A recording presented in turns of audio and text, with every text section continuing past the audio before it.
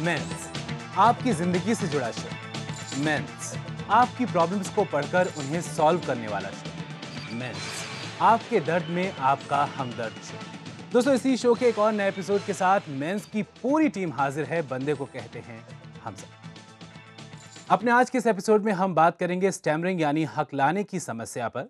जानेंगे इसके पीछे की वजहें और कोशिश करेंगे कि आपको सॉल्यूशंस बता सके, आपको बता सकें कि कैसे आप निजात पा सकते हैं, कैसे छुटकारा पा सकते हैं हकलाने की समस्या से। ये सब कुछ जानने के लिए आप इस शो से डायरेक्टली जुड़ सकते हैं। जुड़ने के लिए हमें कॉल कर सकते हैं 0120251621 पर। आप एसएमएस भी कर सकते हैं 560068 पर। इस पर बात करने के लिए, आपको सॉल्यूशंस बताने के लिए, आपको गाइड करने के लिए, आपको बताने के लिए कि कैसे आप पा सकते हैं हकलाने यानी स्टैमरिंग की समस्या से निजात, हमारे साथ मौजूद हैं हमारे दो बहुत ही खास मेहमान, हमारे एक्सपर्ट्स। हमारे साथ हैं doctor Sajeev, he is speech therapist. Welcome to mens. Thank you.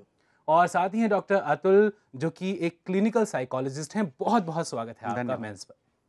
इससे पहले कि हम अपने शो की शुरुआत करें, आइए डालते हैं एक नजर स्टैमरिंग से जुड़े कुछ बहुत ही इंपॉर्टेंट फैक्ट्स पर।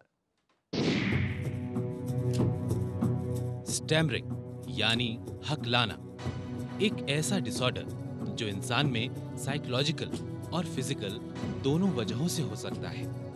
दिमाग में मौजूद न्यूरो मसल्स में डिसबैलेंस इस बीमारी की वजह बनते हैं। तो कभी वोकल कॉर्ड में प्रॉब्लम्स की वजह से भी लोग हकलाना शुरू कर देते हैं। जानकारों की माने तो हकलाना एक बीमारी कम, हैबिट ज्यादा है, जो कई बार तेज बोलने, work pressure, excitement, tension, concentration में कमी की वजह से भी हो सकती है।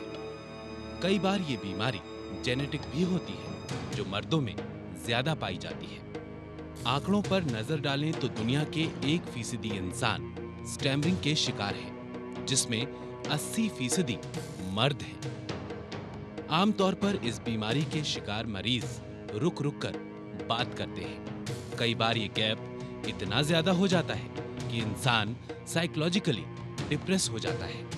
हकलाने की वजह से इंसान लोगों के सामने बात करने से घबराता है, जो इस बीमारी का सबसे बड़ा ड्रॉबैक है। बिल्कुल, इस ड्रॉबैक को अगर आप दूर करना चाहते हैं, अगर आप स्टैमरिंग यानी हकलाने की समस्या के सॉल्यूशन जानना चाहते हैं, आप हमें कॉल कर सकते हैं, आप एसएमएस कर सकते हैं। पूरे आधे घंटे शो के दौरान हमारे नंबर्स लगातार आपके टीवी सेट पर फ्लैश होते रहेंगे। हमारे साथ दो एक्सपर्ट्स, दो बहुत ही खास मेहमान मौजूद हैं आपको सॉल्यूशंस बताने के लिए। डॉक्टर सजीव, सबसे पहले आपसे जानना चाहेंगे, स्टैमरिंग की बात कर रहे हैं, हकलाने की समस्या की बात कर रहे हैं, इसके सॉल्यूशंस आपसे जानना चाहेंगे कि क्या एक इंसान निजात पा सकता है इस आदत या फिर इस डिसऑर्डर से? बिल्कुल पा सकता है। मेरे हिसाब से इसको अगर जैसे बुरी आदत बताया जा रहा है, बिल्कुल सही है।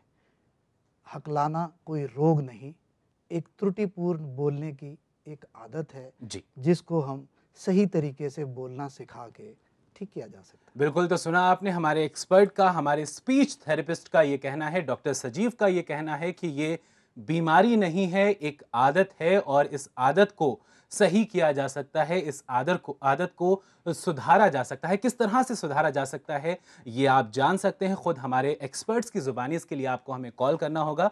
हमारे नंबर्स लगातार आपके टीवी सेट पर फ्लैश हो रहे हैं। डॉक्टर अतुल, अगर साइकोलॉजिकली हम बात करते हैं तो किस तरह से और किस हद तक स्टैमरिंग की प्रॉब्लम, हकलाने की समस्या हमारे दिमाग, हमारी मानसिक स्थिति से जुड़ी हुई है? देखिए, कारण है, जो भी स्टैमरिंग के, उनमें हम मल्टीफैक्टोरियल कारण बोलते हैं, और जिसमें न्यूरोफिजियोलॉजिकल, साइकोलॉजिकल और जेनेटिक फैक्टर्स हो सकते हैं। तो साइकोलॉजिकल फैक्टर्स में जो अगर हम देखेंगे, तो जो पेरेंटिंग अगर शुरुआत में कुछ इस तरह का रहा है, जिसकी वजह से प्रॉब्लम होती है, मॉडलिंग जिसे हम एक्चुअली जी, अपनी जी। लैंग्वेज में बोलेंगे, अगर पेरेंटिंग मॉडलिंग इस तरह का रहा है, या कुछ जो तनावपूर्ण कुछ माहौल इस तरह का रहा है, या इस तरह का कोई दबाव या अथॉरिटेरियन पेरेंट्स रहे हैं जो इस बिल्कुल तरह का, डॉक्टर तो अतुल, वहाँ वजहों पे पर हम प्रॉब्लम होने और के भी साथ बात करेंगे, आपसे भी वही जानना चाहेंगे जैसा कि हमारे शो का एम रहता है कि हम सबसे पहले सॉल्यूशन पर जंप करते हैं। डेफिनेटली। क्या इस प्रॉब्लम के सॉल्यूशंस हैं अगर साइकोलॉजिकली हम बात करें तो? हाँ, डेफ़िनेटली है, जो ट्रीटमेंट का इलाज है वो 2 तरीके से है, एक तो आप साइकोलॉजिकली ट्रीट करते हैं और दूसरा स्पीच जो करते हैं। साइकोलॉजिकल जो ट्रीटमेंट होता है that is about emotions and attitude change करना, और जो किस तरह से जो साइकोलॉजिकल प्रॉब्लम्स और उसकी वजह से प्रॉब्लम्स होती हैं, अगर स्टैमरिंग हो रही है या स्टटरिंग हो रही है, तो जो आपका क्या कहते हैं, जो emotional problems like self esteem होना, इवन सीवियर केसेस में अगर उसकी फंक्शनिंग बहुत ज़्यादा डिस्टर्ब होती है तो डिप्रेशन का केस भी हो जाता है, बिल्कुल, डेफिनेटली लीड एक्सट्रीम करता है। डिप्रेशन की स्थिति आ डेफिनेटली। जाती है। तो डॉक्टर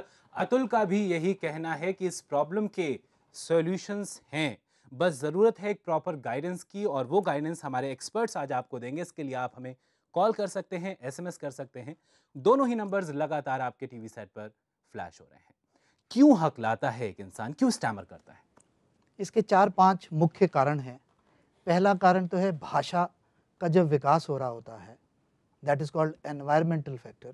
जब परिवार में किसी को हकलाहट है या कोई जाने अनजाने में ऐसी स्थिति में बोल रहा है, तो बच्चा जाने अनजाने में सीख लेता है। जी। एक तो मेन कारण यही है। दूसरा, जो बच्चे ज़्यादा शरारती हैं, चंचल हैं, वो किसी की नकल करके इस आदत के शिकार हो जाते हैं। हम्म। तीसरा, किसी को सिर पे चोट लगे या मानसिक चोट की वजह से भी हकलाहट हो सकती है। मानसिक चोट की वजह से भी हकलाहट हो सकती है। किस तरह की प्रॉब्लम आ जाती है अगर दिमागी तौर पर किसी तरह की चोट लगे या फिर कोई एक शॉक लगे इंसान को?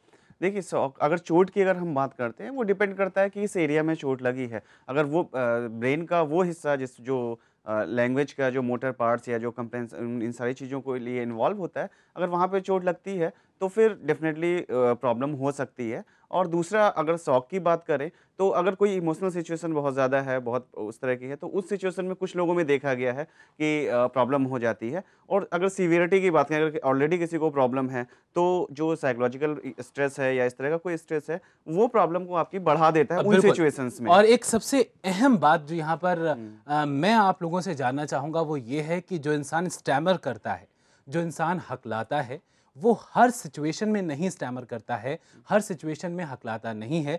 कुछ ख़ास सिचुएशंस ऐसी होती हैं जहाँ पर वो हकलाना शुरू कर देता है, स्टैमर करना शुरू कर देता है। ऐसा क्यों? ये इस सवाल का जवाब हम आपसे जानेंगे एक छोटे से ब्रेक के बाद। मेज़ में फ़िलहाल रुकेंगे, लेंगे एक छोटा-सा ब्रेक, कुछ ही पलों में।